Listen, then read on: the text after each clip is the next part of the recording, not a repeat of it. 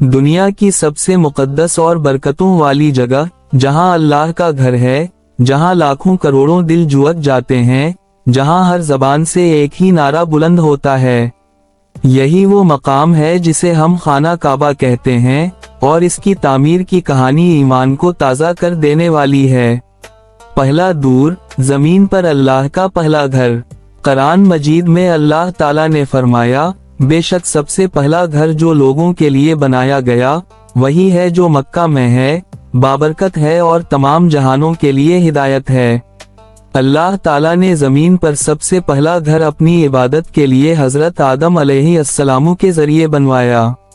जब हजरत आदम जन्नत से जमीन पर तशरीफ लाए तो इन्होंने अल्लाह के हुक्म से एक जगह तय की, वही जगह जहां आज खाना काबा है।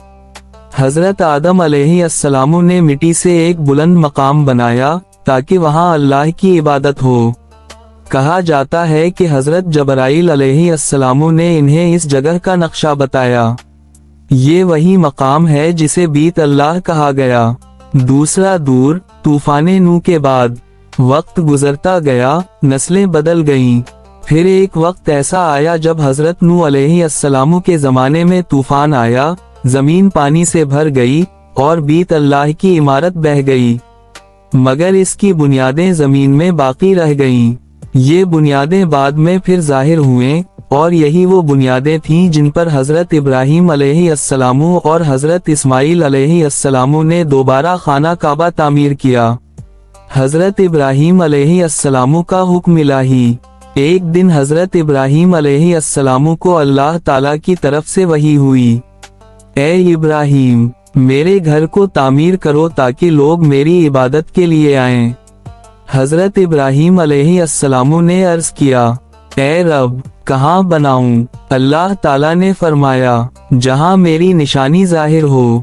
चुनाचे जबराइल अलैहिस्सलाम ने हजरत इब्राहीम को मक्का की वादी दिखाई, वही खुश्क बंजर जमीन जहां ना पानी था, ना सब्जा, ना कोई बस्ती, लेकिन यही जमीन अल्लाह के घर के लिए चनी गई।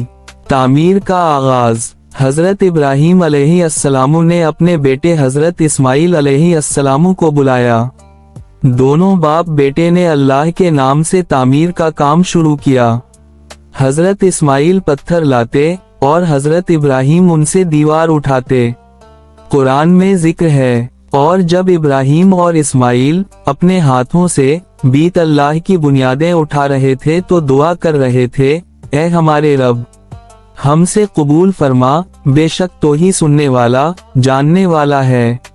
ये अल्फाज उनके दिलों की आजज़ी बयान करते हैं।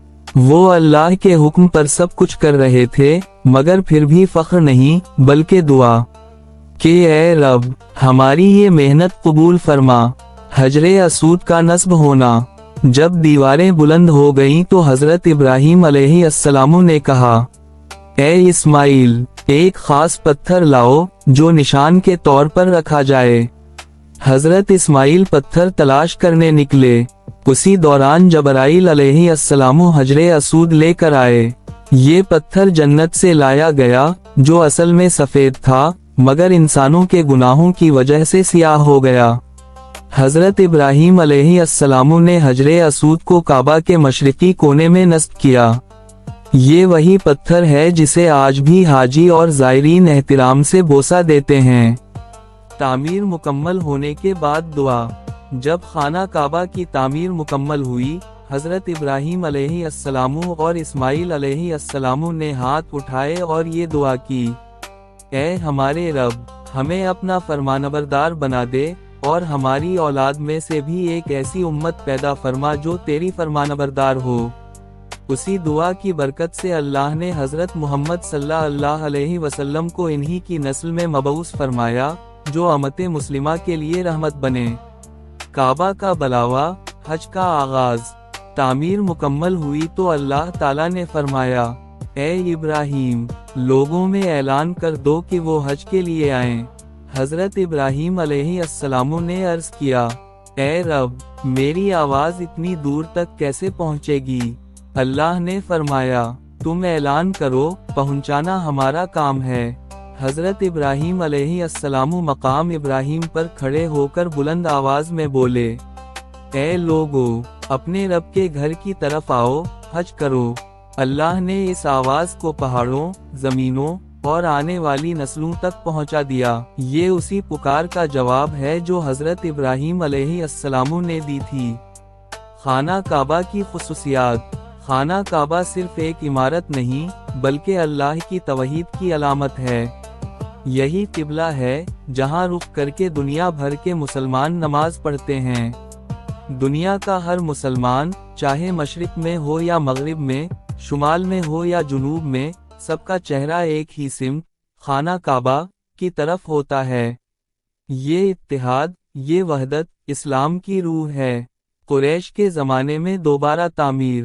وقت گزرتا گیا، عمارت پرانی ہو گئی۔ پھر ایک وقت آیا جب قریش مکہ نے فیصلہ کیا کہ خانہ کعبہ کو از سر نو تعمیر کیا جائے۔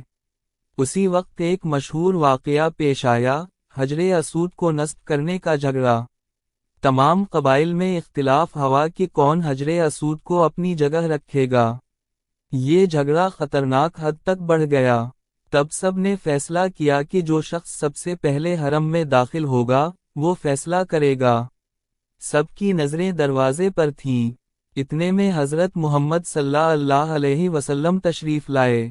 سب نے خوشی سے کہا، یہ تو امین آ گئے، ہم ان کے فیصلے پر راضی ہیں۔ آپ صلی اللہ علیہ وسلم نے ایک چادر منگوائی، حجر اسود اس پر رکھا، اور فرمایا کہ ہر قبیلے کا سردار چادر کا ایک کونا پکڑے۔ جب سب نے اسے اٹھا کر دیوار کے قریب پہنچایا، تو آپ صلی اللہ علیہ وسلم نے اپنے مبارک ہاتھوں سے حجر اسود اپنی جگہ نصب فرمایا۔ یوں ایک بڑے فتنے سے امت بچ گئی۔